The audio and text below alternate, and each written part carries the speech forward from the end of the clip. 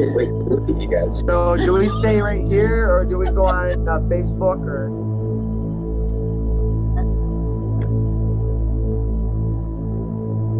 Yep, we're all muted. Yep.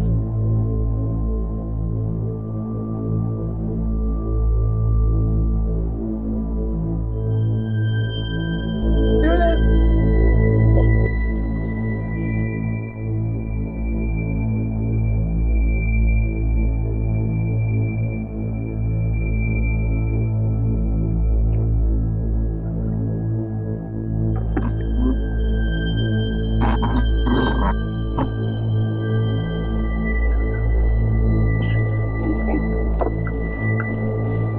Cool goes. My sister. I should probably share it again. What's good, homies? Paranormal Live Show. Hey, cut down the background noise, guys. Yes.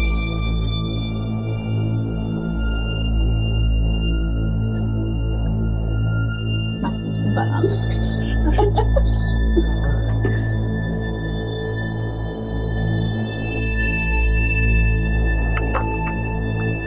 You're probably gonna have to hold that up. We gotta figure out a way to hold that your phone up so we can see who. you don't need to. We can. Oh, I was trying to comment.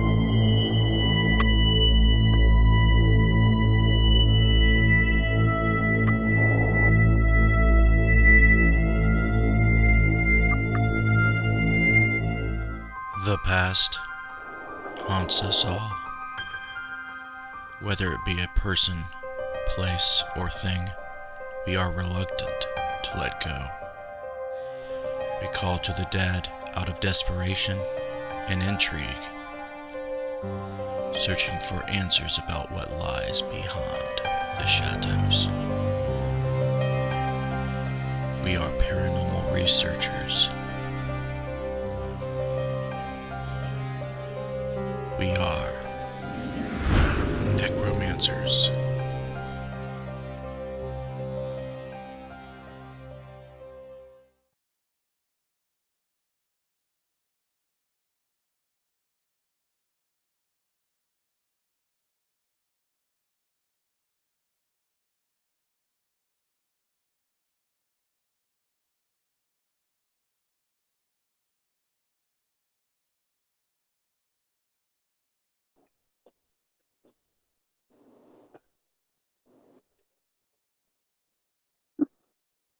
Hi.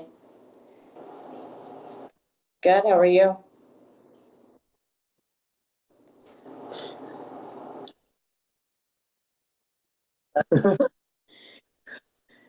Hey, Yeah, sure. hey, everybody. I am ready. I'm doing great. A little tired today, but I'm doing good. Rock and roll, let's do it.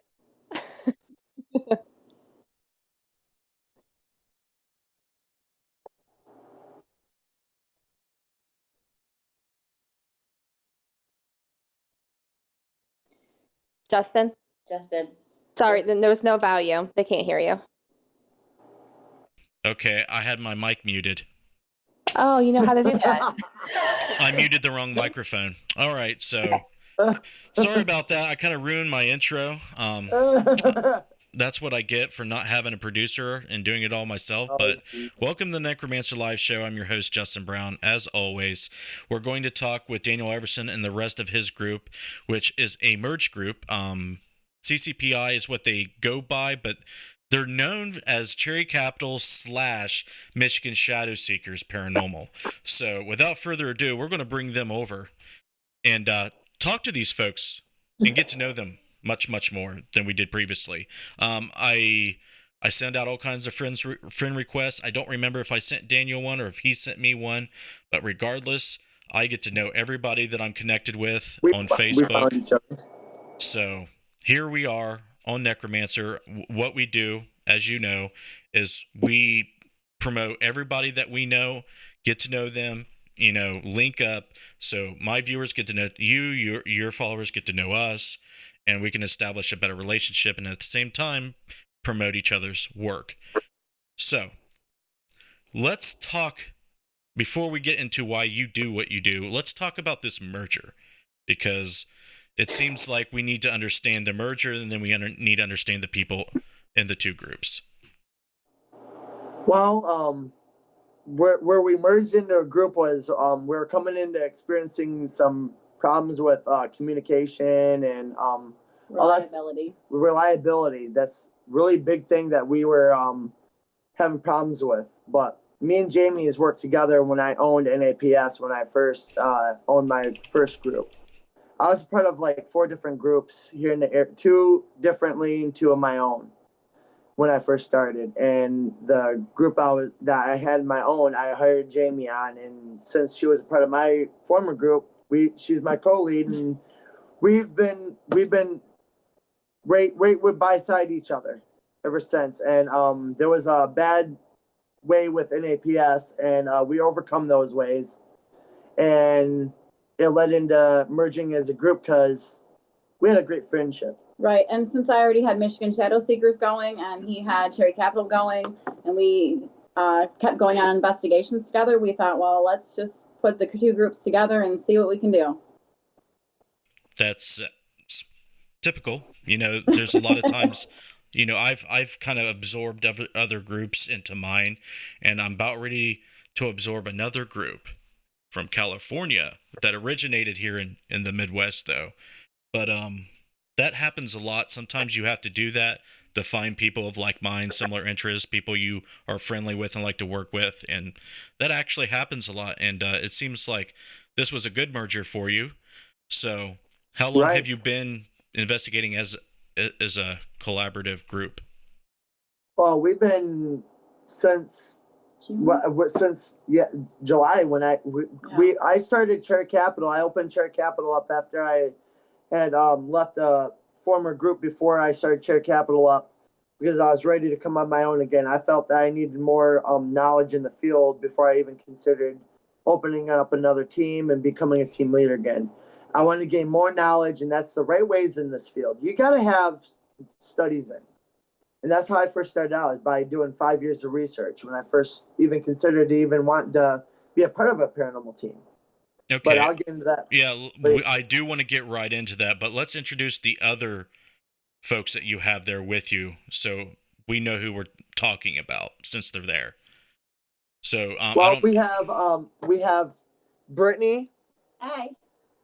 Hi, Brittany. And we have Bobo. What's up? We have Cody. And we have Connie. Hi. I don't know if you all seen her, but we're on a smartphone. We apologize. Usually people use their smartphones. It's right. They work so good. Sometimes they consider them smartphones, but they can be dumb phones. So I hear that. All right. We'll start with Daniel. Daniel is actually having a birthday today. How old is Daniel? I am 33. You are 33. Okay. Yes, I am. So, he's going to get 33 spankings on this live stream, and one to grow on. And we're all going to sing Daniel happy birthday on the live stream right now. So, Missy, Jessica, Josh, and if he wants to join in, and everybody there with you, we're all going to sing happy birthday to Daniel on this show right now. Okay? So, let me know when you're ready. I think it's all going to be you, but go ahead. No, it's not all going to be me. It's going to be everybody. I'm sick, Justin. Oh, God, you're such a loser. God. It's not karaoke. I don't have a beer in my hand. It's happy birthday. Come on. All right. Why don't you? Birthday to you. Happy birthday to you. Happy birthday, dear Daniel. Happy birthday to you. All right. God, Jess, you suck. Hey, I did a little bit. Don't count. Sorry. All right. So there, we got that out of the way. What we do on the show is we always want to know how you started, why you do it. So, did you have an experience? did you just have this interest in the paranormal and wanted to see if it was real? Tell us about why you do what you do. What started it all? Well, I had a bad life. I was married. I got married young and early, and I was in a bad marriage. I had a divorce. I never really wanted to even have a divorce in my life. Had one, and I met Brittany, but before I even met Brittany, I started, thinking about things because I was part of the volunteer fire department for 5 years out in Fife Township, and and I just couldn't but get by the written state exam. The written state exam is the one that kind of I had a problem with. I passed the practical exam 100%. And, I've always wanted to be considered that public safety field. And I thought to myself, I can't get by the state written exam for firefighter 1 and 2, let alone get by a governmental exam to become a police officer. I was in the medical field with the fire department. I was going for my medical first responder license. Could not get to the National Registry. I passed practical 100% again. Yeah, I have a learning disability that, gets me stronger when I know I can't succeed in something because I want to. Mm-hmm. I know after a couple times taking an exam as of a state written exam, it can get pretty hard for me. Yeah, you can get a reader for it, but it still can be hard. So I thought to myself, okay, what's an easier job for me in public safety that I can get into? Because I know I can excel in this field. So I thought to myself, and I thought of an experience I had in high school where my buddy went downstate and came back up, said, I was on a paranormal investigation with my cousins downstate. It was amazing, dude. Let's take some pictures around here. I'm like, oh no, dude. I never really believed in the paranormal, to be honest with you, at first, until they started taking pictures of my old house. And then once they took pictures of my old house, they took a picture and there was a face in my window. I thought of that moment and I was like, you know what? I think this is going to be the field for me. I understand Ghost Adventures, is a good show. That kind of really drawn me into the field because, I wanted to experience that, investigations part. So I thought to myself, how am I going to be able to get in this field? So I asked Siri on my phone. I asked Google. I was like, Google, how do I become a paranormal investigator? It told me. You need years amount of research before you even consider joining a team. How I was able to find that is beyond me. But I did my research. I got a notebook full of notes of what I did on my research. And I've been doing this for 9 years now. And here I am, 4 years in the line of duty is what I call it. I don't call it ghost hunting. I call it research or investigating because we're here in this for research. And I just want to learn more about the paranormal because it really it's really drawn me because another show I used to watch was MTV Fear. I wish they'd show that. I was in love with that show back in the day. I was graduating in high school when it came out. That was an awesome show. I wish they'd bring it back. So that's kind of what really influenced me. I thought of those shows and I thought of, being public safety, and I'm here to help the community, help ones that are in need, and show a little pair of unity because I played hard to try to get into the field. I contacted several other local teams in the area when I first started. I could not get one of them to even want to consider me be a part of their team, rather it be a lack of knowledge, rather it be anything. It's actually hard. It is.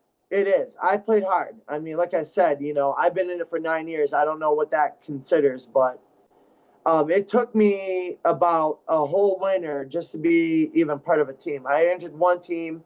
I was led down the wrong way, being told, you don't want to reach out to other teams and, you got to get certain pieces of equipment. Don't go into that high-tech stuff and all that stuff. I knew I was in the wrong way. So I left the team and even before being a part of them for 2 years.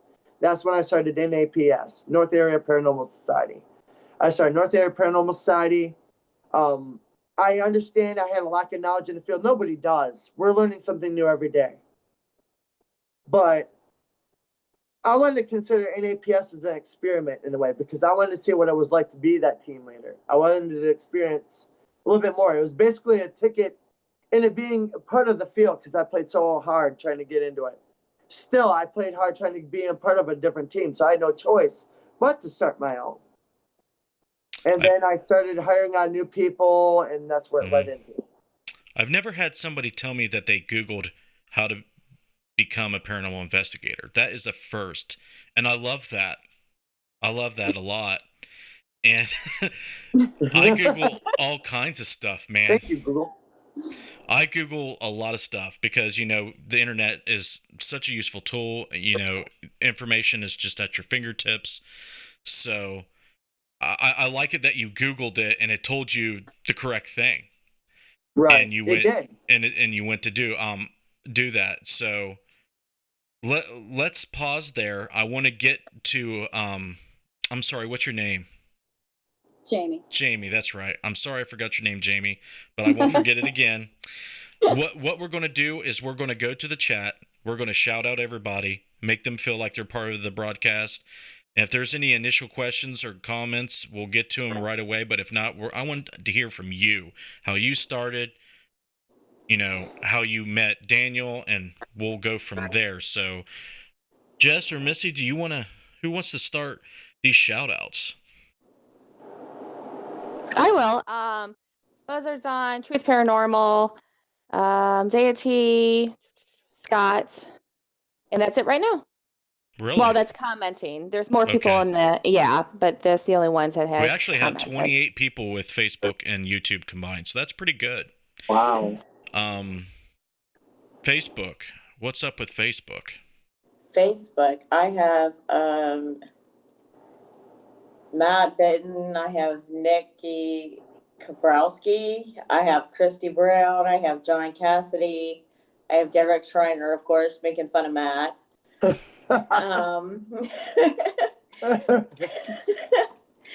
don't have any questions yet. He keeps mentioning Ghost Adventures, and he's Matt. Hey, Matt, you guys have been common. I see Marilyn Boris join us. I don't know if she's still watching, and then Shannon Sorensen I seen. And then Renee Thornburg, Everson, and I think that's all the Janine comments. Hines. Yeah. I want to make sure Jamie Hunt. I want to make sure I get everybody in case they're still watching. L. Marie Draper.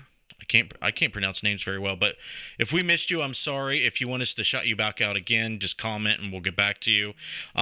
If you're a first-time viewer of this show, how this works is if you have questions for these folks, just ask them in the comments, and we'll get back to Jess and Missy, and they will read them out to them and I, and we will answer them periodically through the show. So if you feel the need, comment, chat amongst ourselves. We encourage and advocate that. But until then, we are going to go to Jamie, and we're going to hear Jamie's origin story. Okay, so I grew up in a haunted house from the time I was 3. My dad's wife had died in a car accident, and then my dad married my mother, and we lived in that house. And from the time I was 3, I can clearly remember my mom, like the curtain blowing open and my mom telling her, everything's fine, Betty, go on. And then like all the canning jars on the counter in the basement one day when my mom and I were home alone, and my mom would just like nonchalantly be like, things are great here, Betty, your son's fine.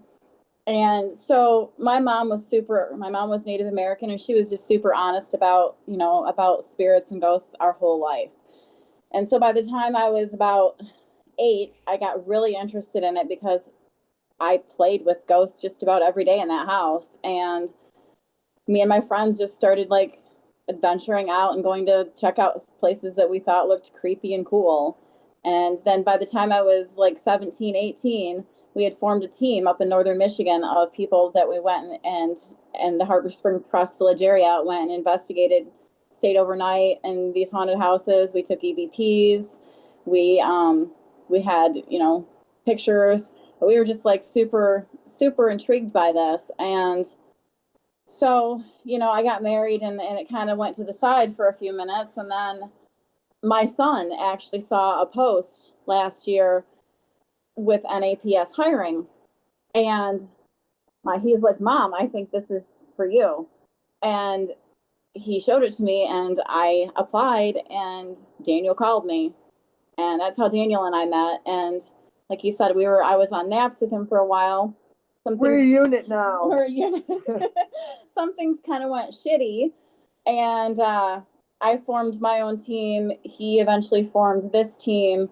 And then we stayed friends, and we thought, well, let's just do this. Let's form our two teams together, because this is what we love to do. We need a big group of reliable people. We're good at what we do, and, let's have fun at this. And that's how we became to be. So just a matter of time of building our arsenal up. Yep. And That's cool. That's awesome that you were able to reunite and keep going. Sometimes it sucks. Groups will split apart. There'll be drama or whatever. And you don't hate everybody in the group. Some of the ones Right. you like, and you wish that it wouldn't suck. So I understand that part of it. That actually happens to most groups that I know, that I've talked to. And just like any other group, stuff happens. Not everybody agrees. Egos get in the way. Life gets in the way. A bunch of issues happen. But that's just life. So now we have Cherry Capital Paranormal Investigations merging with Michigan Shadow Seekers Paranormal. So before we continue, I want to know what kind of names that you have on the plate. Like you've had to, throw a couple names in the hat, right? yes, we do. We do. Yes. Cherry Capital Shadow Seekers, Cherry Capital Seekers. We're throwing the two names, keeping the two names together. But I think over the winter, when we establish certain meetings, we're gonna try to hold some meetings, and we're gonna go over a team name over the winter. But by next summer, spring. Yeah, this winter when we have some downtime, we'll definitely. You gotta understand, up here in northern Michigan, we got wicked winters. Some days it can be 60 degrees. Other days, dude, I'm not that far from you. It's literally the same climate. Well, it's warmer down where you're at. I'd rather be down where you're at. Michigan gets more nasty stuff from Lake Erie and the Great Lakes, so it can get a little bit more nastier when you get that. Well, where we're at here in northern Michigan, right, Kalkaska County is where the snow belt's at. So we're like right on the borderline of it, and we got the Grand Traverse Bay that's hooked with Lake Michigan here, and it's like our weather is just, I don't know. It sucks up in Michigan. Yeah, exactly. So hopefully this winter's not too bad for you guys this year. No, I hope not. I'm looking forward to hunting season coming up here in November 15th. So. All right, so we'll go back over to the chat moderators, and I seen at least one question. There may be more, so let's get into that. I don't have anything on YouTube. Okay, I seen one on Facebook, at least one. Missy, did you see it? No, I didn't. All right, let's see if I can go find it. I think it was Cody or somebody who asked, Cody Davis asked, do you think ghosts watch live streams to get an edge on the investigations? I've never heard that question before. Don't worry, that's Pumpkin on our group. That's our team member. All right. So, do we want to address He's Cody's? our clown. He's our clown. That's why we call him Pumpkin. Okay, well, I'll let you decide if you want to address that question. Hi, Lisa. Cody, I think that maybe some of them do, just to see what's coming for them. Right. Dad Everson says, "Good for you, son." We got a lot of fam. Nikki Kabrowski says that's why we choose to not have a group between the tours and investigations. We wanted no drama, just getting like-minded people together for sweet investigations. So I need to find someone to make fun of Derek Schreiner now. Okay. Well, we won't get into what they're talking about on the live stream for that. So if there's no questions, please think of some really good questions for these folks, because the more you do, the better the live stream is, and the better the interview and the podcast experience is overall. So moving right along, shifting gears here. I want to know what the most profound thing that's happened with each of you guys and how it's shaped you. Not only your belief in the paranormal, but how it's shaped you as a person. I'm thinking about something profound, if that's happened at all.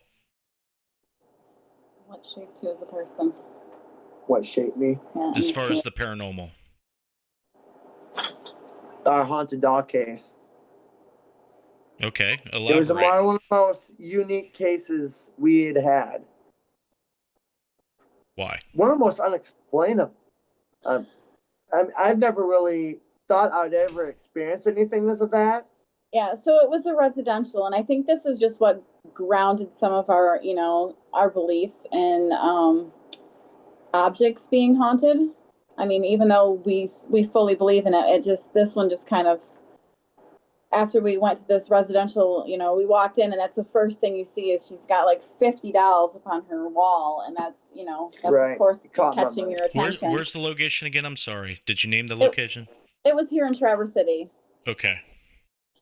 And it was a residential, and this one doll, it just kept Caught my eye. popping out at us. Caught my eye. And so Right when I first walked in, I looked at it. Yeah. I was like, "That's it."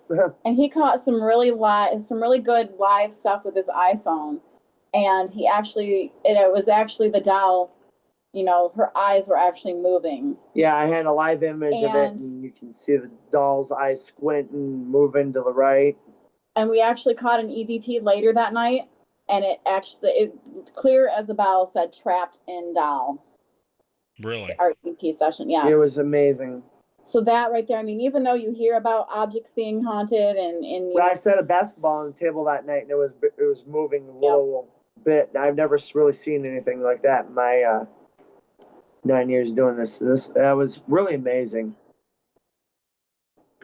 Wow. So we have some questions. We'll get to them right away. Who wants to go first? I've seen them on Facebook and YouTube. I'll go. There's only one. Okay. On YouTube. Scott asked, if you're in an investigation and nothing seems to be happening, what's your go-to tool in your paranormal tackle box? What item or technique always seems to work for you? I think it's our. I usually go by my senses. Yeah, we have our EMF reader, but we have really good intuition on our team.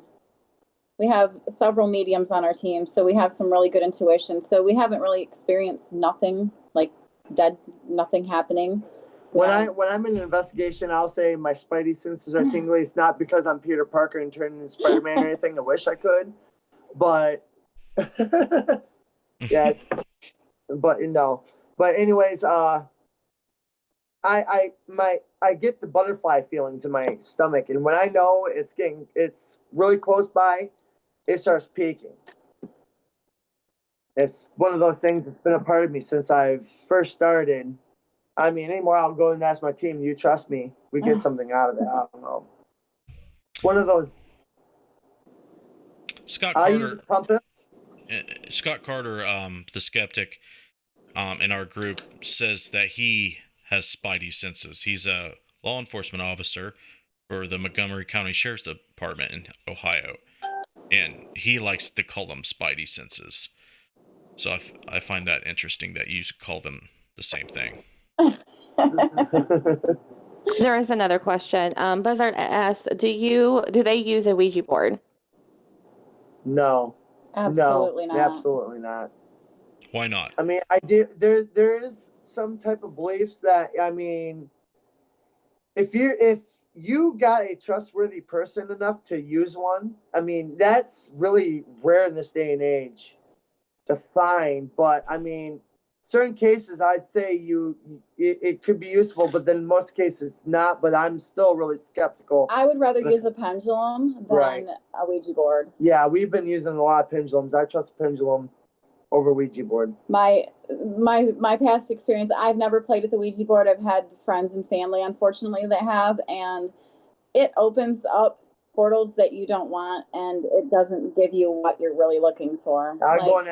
They're liars. Whoever comes through the Ouija board can lie to you and tell you they're whoever you're looking for. So I'll go and ask a client, have you ever messed with a Ouija board? Yes. One of those things, you know, because it makes the investigation quite more complicated because you don't know what we're going to be walking into. Sure. Nicole asked, what is the strangest case you've worked on? Now the questions are rolling in. Sorry, Yeah, Missy. We'll go to Missy here in a second, and then if there's more on YouTube, we'll go back. Okay. Probably our client on the Indian Trail. Client on Indian Trail in Buckley. Yeah, she her house is a lot of things are happening to her mother in this place, and so they were like, well, why is it just happening to our mother? And so we got to investigating their place, and we found out that their house is actually right on the Indian Trail, and the Indian Trail dates back to 700 BC. And so upon investigating, we learned that their house had actually been a drug house at one point. So a lot of negative energy was flowing through there. So you have the Native Americans that are trying to protect the land, and the negativity from it being a drug house for years and years and years and years. So you got two different entities like fighting each other in this house, and her mother was just really open to it and was unfortunately the one that got all the, you know, the activity in her room, and she actually got a couple scratches at that too. So having the two forces kind of meet, the evil and the good kind of come together, you know, because the natives are trying to protect it, and the negative entity was trying to push people out and not let them sell their house. So that was a strange case. And we found a portal there, so that even made it even worse. And it was an exit only portal, so we couldn't even close it. Yeah, most hauntings have layers, don't they? Yes, they do. Linking from the bathroom into the, what was it? Into her mom's room. Yeah, her mom's room. That, and you know, that's where she was, you know, getting the blunt end of the attack, I guess, you know. Yeah. Cool. It was really interesting walking into those woods, the feeling I got in there, you know. It was one of those uneasy feelings. My buddy Bobo down here was with me when we walked in there. We had an uneasy feeling, didn't we, dude? It was amazing. All right, well, let's go over to Facebook and keep these questions going.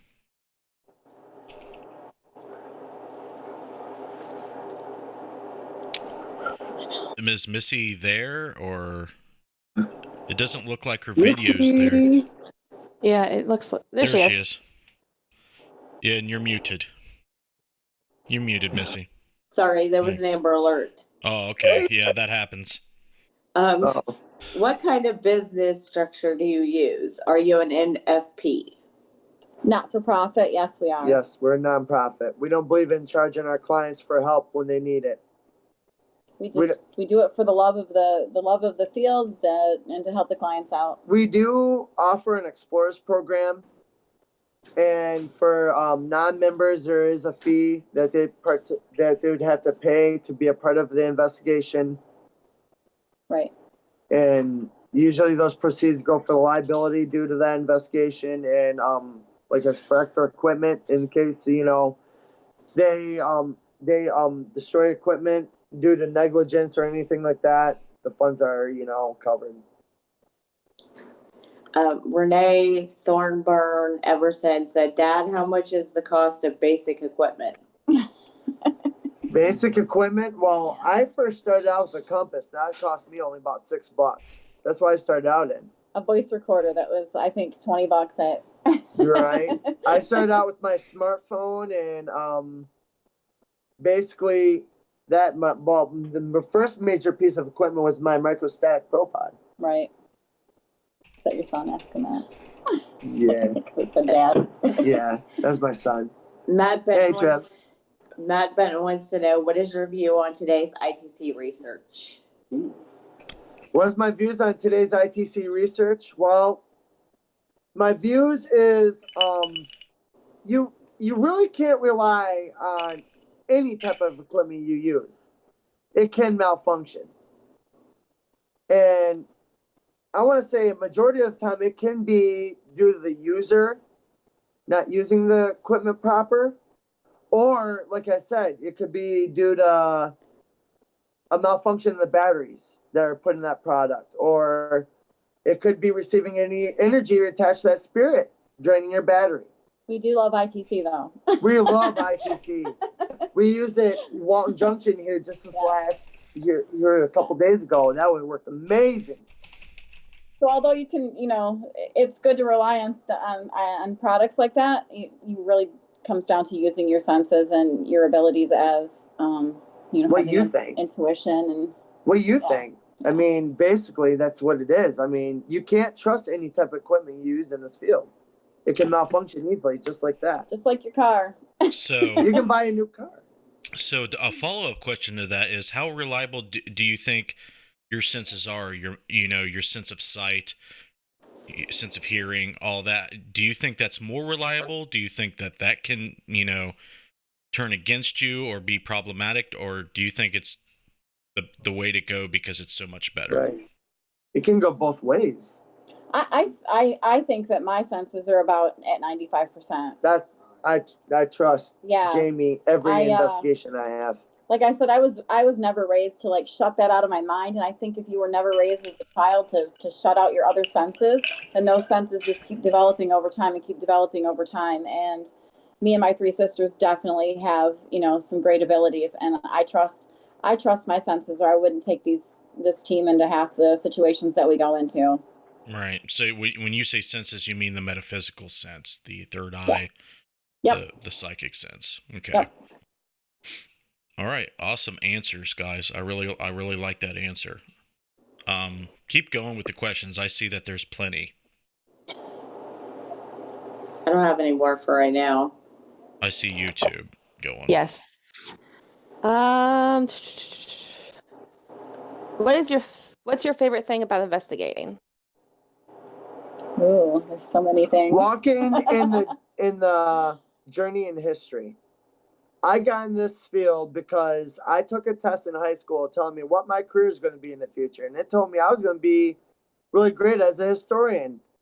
I laughed at it. I was like, a historian? I want to be a police officer. I want to be a SWAT guy. I want to be on a tactical enforcement office.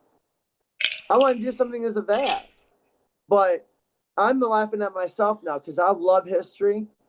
Learning more history about the area I grew up in, mainly in Walton Junction, Fife Lake areas out here in northern Michigan. It's amazing what I learned. I've learned some things I never knew in my life. My grandfather told me when he was alive, Daniel Thorburn. He told me a lot of history out in Walton Junction. That's where a lot of our investigations taking place at. Yeah, and talking to the people about the history of the lands and stuff, because we get to talking to some of the people in the area, and they give us so much information, and that's when you put it all together, and you're like, oh wow, so this is where they were in World War II, or this is where they, things like that. It just puts everything into perspective for you, so that you can be like, that really happened in our area. It's like taking a walk back in time. Yeah. I visualize myself in that time era when I'm in an investigation. It's like a tunnel vision. Like I got a virtual reality camera on. It sounds like you take pride in a lot of the history, especially in your local area. And it seems like to me that you guys feel like it teaches you about not only who you are, about your family, about what your area is about, and like where you came from and where you are now. Like you said, it puts things into perspective. And I think that's the most interesting thing when it comes to not only historians, but paranormal researchers, but they're constantly looking back. They're constantly looking back. And I think that is interesting because when you connect with spirit and you connect with history, that's a mechanic that seems like it's required when you connect with spirit, when you connect with historical locations. So I want to ask a quick question, but don't hang on it for too long because I want to get to all these questions. Do you ever look forward? Do you ever consider temporal planes in the future or anything that could be happening in the future when you're investigating the paranormal? Oh, absolutely. Oh, yeah. Yeah. Yeah. Like, and we even link our investigations together. If that's what you're, what you're asking, is like one investigation can lead us to be like, okay, well, this happened here, so that's linked to that. And then we look, we're like, okay, so now we got to get there. We got to go find out, how it links back to it's been one. in Walton Junction, Fife Lake areas out in Grand Traverse County here in northern Michigan. Lodi, Kalkaska County. That's great. And that's exactly what I'm meaning. That's a good example. example. It's really hard out in Walton Junction because you got Paradise Township linked together. You got Fife Lake Township, and you also got Liberty Township. Liberty Township is in Wexford County. Paradise Township is in Grand Traverse County. Fife Lake Township is in Grand Traverse County. You got Missaukee County, Wexford County, Grand Traverse County, Kalkaska counties, all linked in one together. So it's like you got to go through several other historical societies to get even help with any research if they have any on it. It's That's really cool. tough. It is. All right. Keep the questions going. I don't want to fall behind. Okay. Scott Carter said, what is your favorite place to investigate because of the activities? Well, that would probably be the state hospital. Yeah, state hospital, Northern Michigan Asylum. I love it. Yes. I love it. And I wish I could see others come out here to it. I mean, I don't understand how, but I also wish they would allow us to go through the state hospital, because as it stands right now, we have to kind of be on the outsides of the state hospital to do our investigations. a lot of contamination. Yeah. So if we could actually get inside the state hospital, that would be awesome. There's so much activity there. I mean, it's a huge, massive place. There's certain tunnels that have not been explored yet. Yeah. That they're saying that there's been foul play in its history and it's really bad. But that's where you need a lot of experience in to do the tunnels. I want to say, unless you're doing the haunted tour here in Traverse City. Right. Okay. Buzzard asks, has anyone on the team ever been injured while being on an investigation? No. No No, injury. I have a medical background. Cody does. We now have a new paramedic on our team, so. Right. We have the Perfect. paramedic firefighter, Lisa. How you doing, Lisa? Okay, the last one on YouTube by Gateway. What gets the adrenaline pumping on an investigation? Just walking in the path of history. That's what gets my adrenaline pumping. Just walking. Our It's like first, a kid in the our playground. first EVP of the night. Oh, when I walk on the property, I'm like going. When you see me going this, looking around, I'm at a playground. Okay, and that's it for YouTube right now. All right. Anything we need to catch up on Facebook, Missy? No, Matt Benton wants to know how many years they've been investigating. He said I probably missed this in the beginning. Well, Daniel said he did 5 years of research before he even considered joining a group, and then he's been in a group for 4 years in multiple groups. Now he's in this one, right? Yep, 2 of my own, 2 others. What about Jamie? I have been investigating since I was 13. Is that it? So how old are you now? Will you tell us? Tell us. I am 43. You're All getting right. younger. I'm the one getting older. So that's quite a long time. Damn, That is a very long time, yes. I'm sorry, dear. That's all I see. So All righty. Okay, guys. We got a little bit of time left. I want to ask you some questions, okay? You've started in learning how to investigate, Daniel. I'm sure Jamie, started doing things a certain way when she began. Have you guys developed any skills that have any of your skills when it concerns your investigation evolved? Has it gotten better? Have you learned? Have you applied what you learned? And in the same token, in the same question, is there something that worked in the beginning that you still do today? So it's a 2-part question. Yeah. So Daniel's really good with equipment and his intuition about knowing, camera angles and stuff like that. And I'm not good with equipment. I'm really not. I'm good with my senses and knowing that I don't touch equipment very often. So we've incorporated, like what I can use and his equipment together. And then we just recently have a team member that started using a pendulum. And as she keeps using the pendulum, Thank you, energies, Janine. thank you, Janine. The energies get like deeper and deeper, and her abilities get like massively huge. Like she's got something crazy going on with it right now, and it's awesome. So we do this like energy circle before we start an investigation that we just started incorporating, so that we can it like pumps us up. It's like our adrenaline before, our investigation. We just started using that. So we're learning new things, new tactics just about every investigation. We're incorporating something new, something different. We take team members, if they're like, hey, let's try this. And we're like, yeah, let's do it. Before Awesome. every investigation, I'll be on the way. I'll listen to AC/DC Thunderstruck. That gets my motivations running. I listen to Thunderstruck. And then once we get there, you know, we do our group thing. We do pretty much everything the same, but where I've learned is by, you know, keeping it short and sweet in my EVPs, because I used to talk very long. And I mean, going through evidence in 5 minutes worth of EVPs is like hours, and it's like you better have a can of Budweiser in front of you. I mean, it's one of those things. It's like all night, you know. So you're a talker then? Oh yeah. If y'all haven't noticed already. Just a little bit. So another question I have: do you believe that science can be applied to your paranormal research, and do you think it has a place in any paranormal research? Absolutely. Yeah. Yeah. I actually didn't even put this in there. I don't like to boast of. I've studied metaphysical science in college, so it absolutely has a place in our investigation. You got to tell me about this. I'm intrigued now. In college, She's was the scientist. so confused, and I was like, I loved science, I love math, so Glad. I was like, let's study my energy. You know, I was like into nature, into Wicca.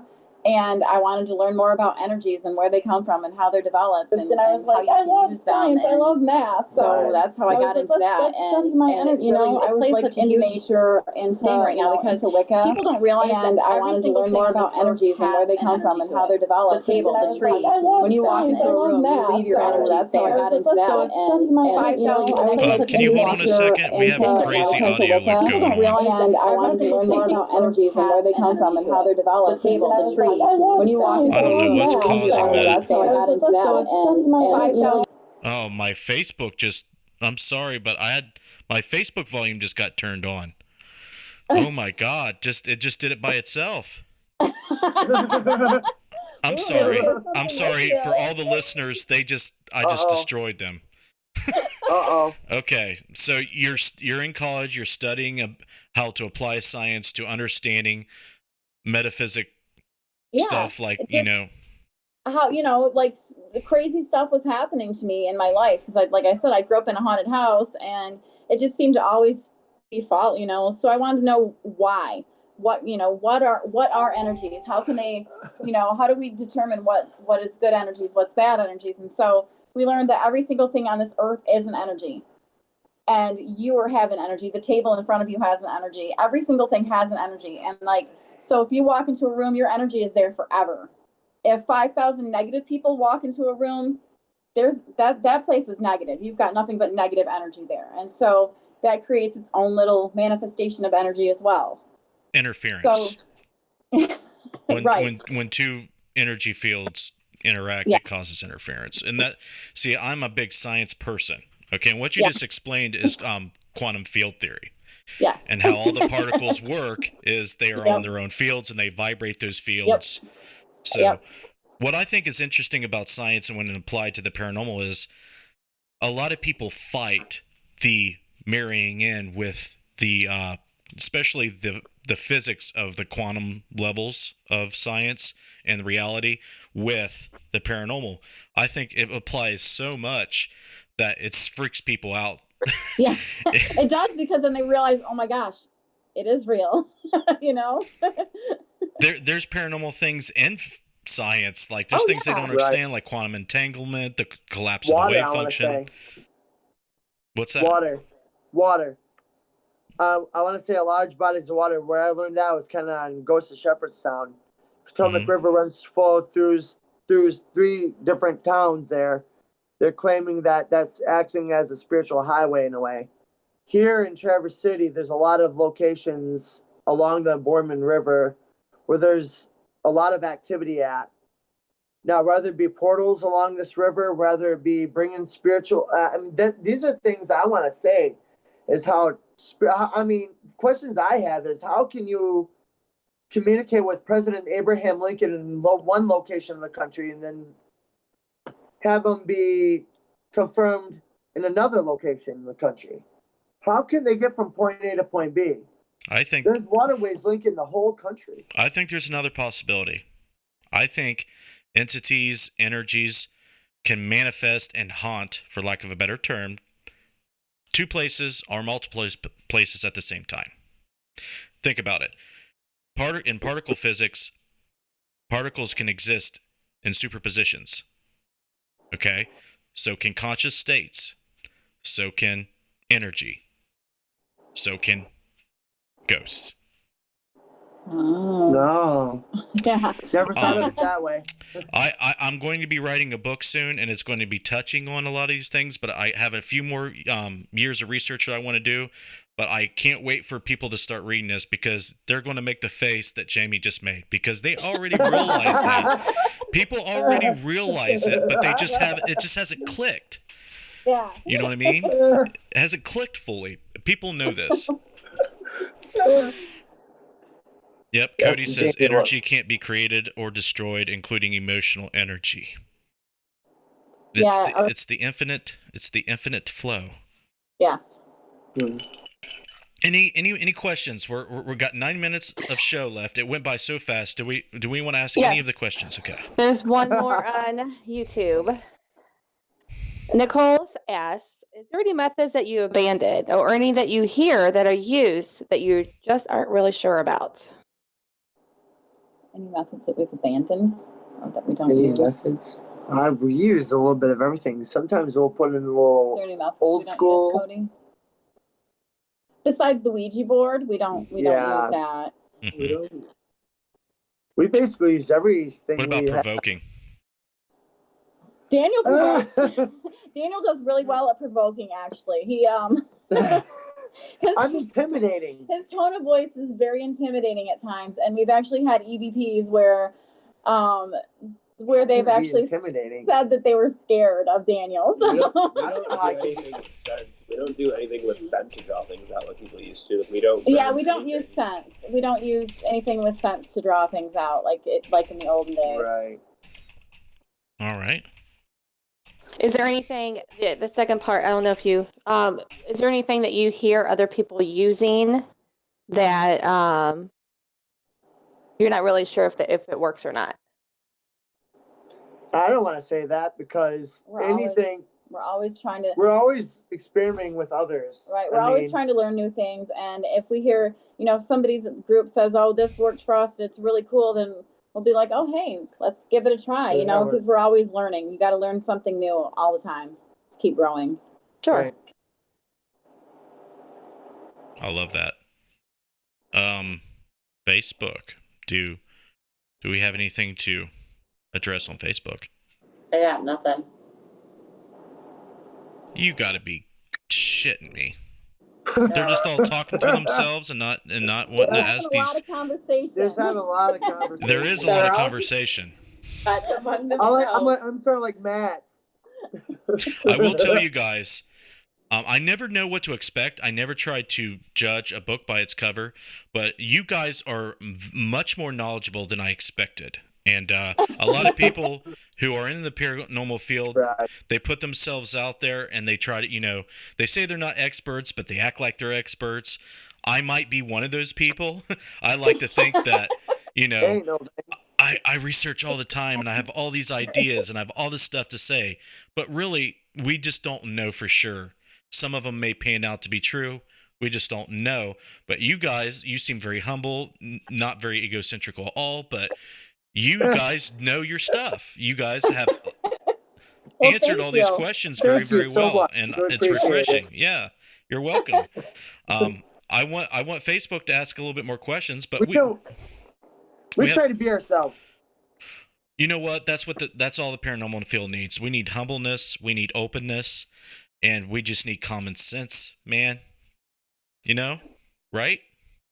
Right. Absolutely. And unity. We need unity. We need that unity back. If there's something that you can't handle, get the proper people involved. Don't go and try to do it yourself.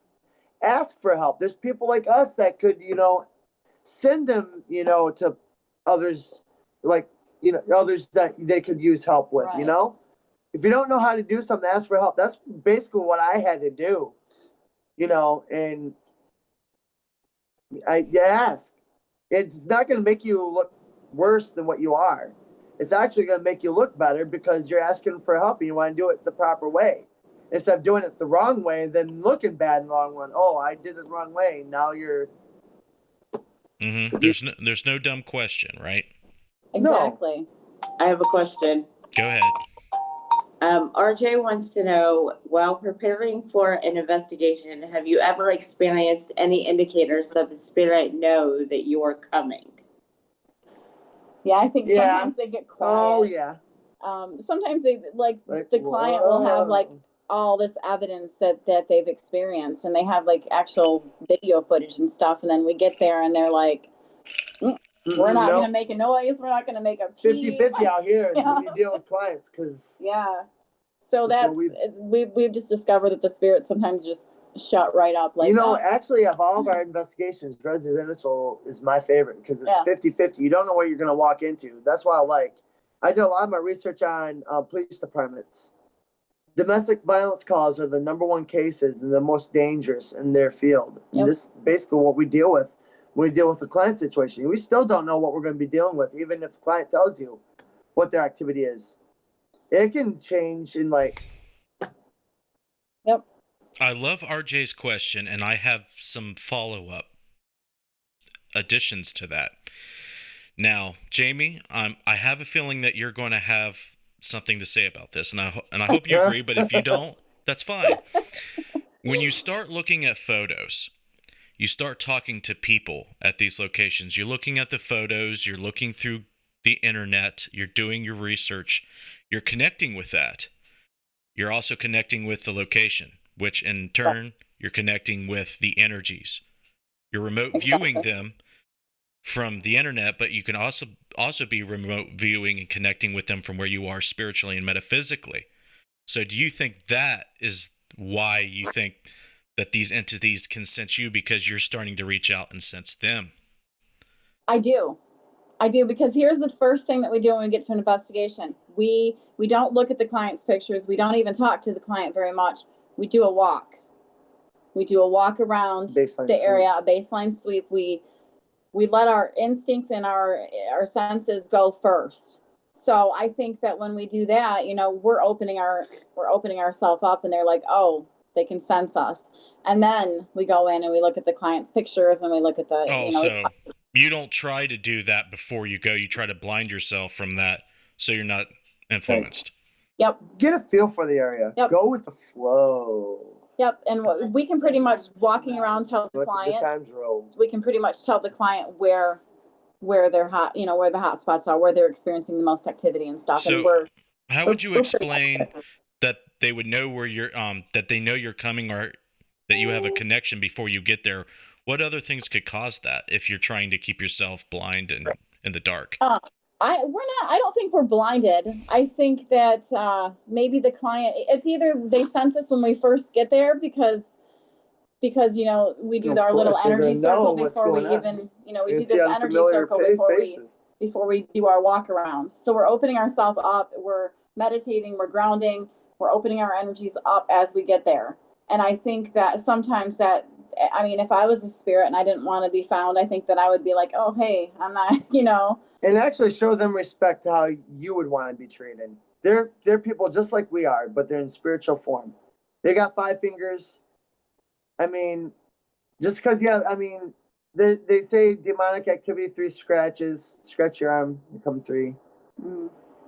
They're people like us. Show them respect. So I have to ask this final question. Do you guys believe in the demonic? I do. It's out there. It's out there. It's out there. I don't believe that it's as common as a lot of these TV shows especially make it to be. Because sometimes I believe what happens is somebody was mad, angry, irritated person on earth. And so their spirit is mad and angry and irritated. And, they're trapped a lot of the time. So they're going to be a little more aggressive and a little bit more, than what we expect. And then they're like, oh, it's demonic. And you're like, no, it's just angry. Right. Scratch your own arm. If you do run into such things, do you think it's internal or external forces, or both? Both. Definitely. Definitely. All right. Well, it's been an hour already. Isn't that crazy? Yeah, wow. So what we're going to do now is we're going to ask you guys to plug everything you got coming up. Tell us, or tell the viewers rather, where they can find you, how they can follow your work, and everything you do in the paranormal field. Awesome. So, okay, so besides the fact that we are actors at the Ghost Farm of Kingsley, we are the scarers at this ghost farm for the main attraction. We have September 29th, we will be at Walton Junction Live for National Paranormal Day. October 4th, we're going to be at Right Brain Brewery, and we're going to have a meet and greet before our investigation there. Later that month, they're going to have like a live ghost talk at Right Brain Brewery, and we will they'll let the audience talk about their ghost stories, and we will tell our evidence at that time. We'll show our evidence to the people at this ghost thing. The rest of the month of October, we kind of got up in the air. I know we're going to do something for Halloween. Yeah, we're going to do something for night of the 30th. Probably some kind of crazy cemetery or something. Something where we can find the dead. Old Walton Cemetery. Probably Old Walton Cemetery. Because we're doing our case out in Walton Junction this Saturday, and we want it to be linked, you know, with it. But that's where you can find us for the next month. Go to our Facebook pages. Do they just find you on social media? You don't have a website? Well, we got a Twitter account. I mean, if you want to look at my personal name, Daniel Everson. We have Facebook. We have Facebook, Cherry Capital Paranormal, you know, and we have the Michigan Shadow Seekers. Both pages are still running and active, and when we go live on both pages.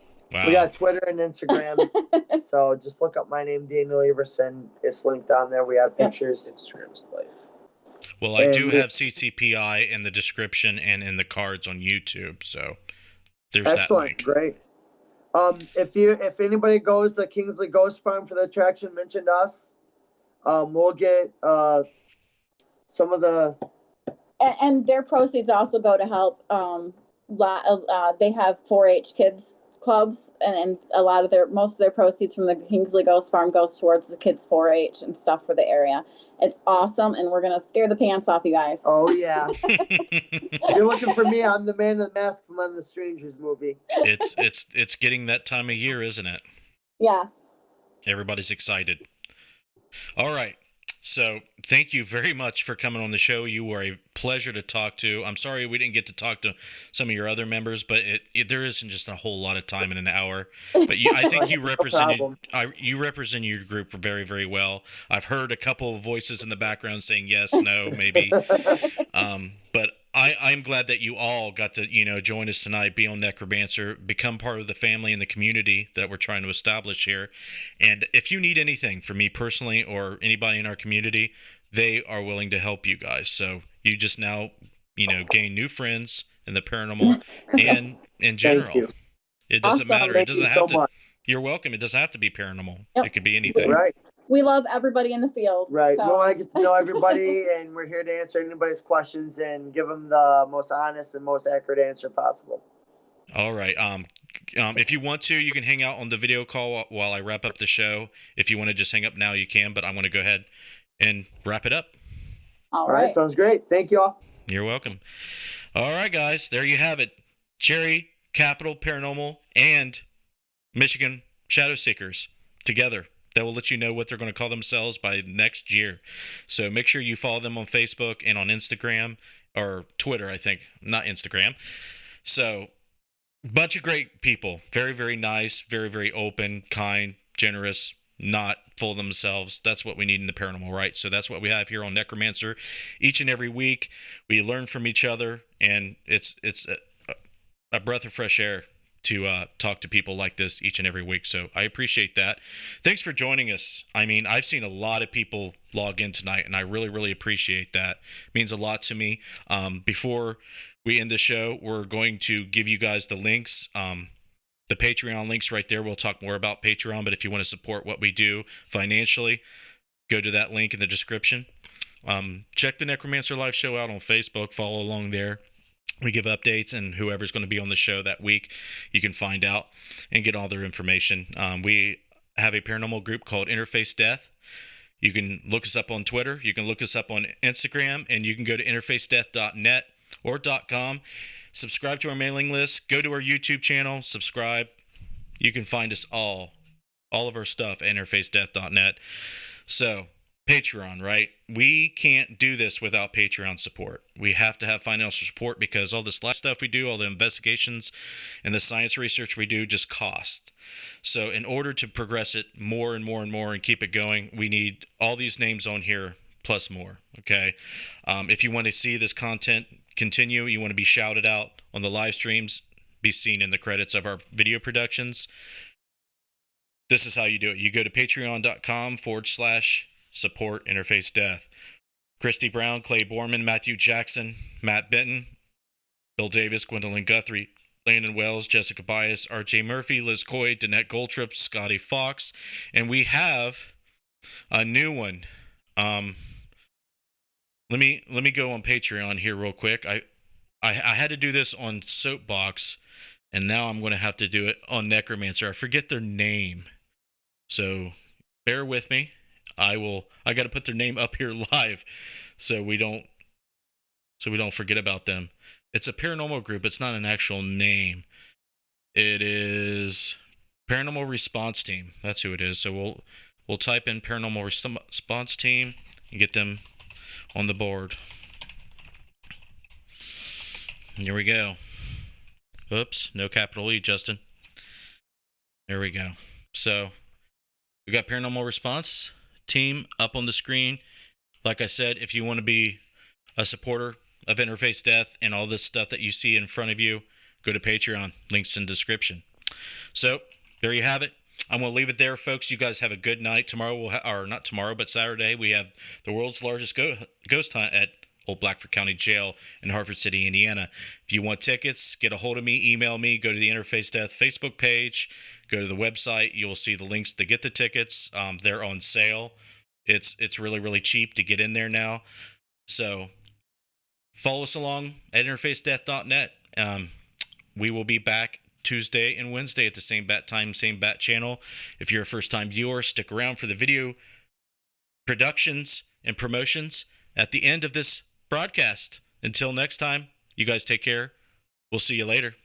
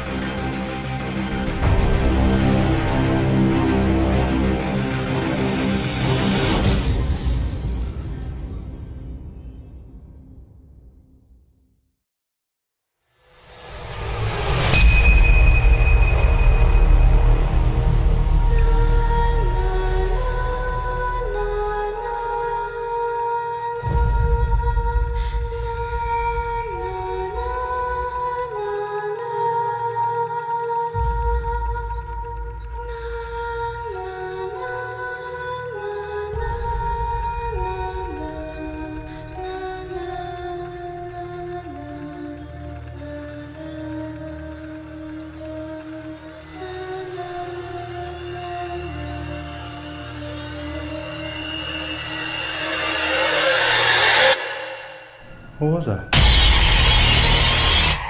I don't know. I feel like I can't breathe in this room. Generally, Justin, when you guys investigate, do you just take long pauses, wait to see if you hear things, and observe everything that's going on? It depends on the location and our experience with the location. So in this case, at Waverly Hills, since we've been here before, we've heard a lot of stories, done a lot of research, and investigated. We typically like to listen a lot because we hear the coughing, we heard it last time, so we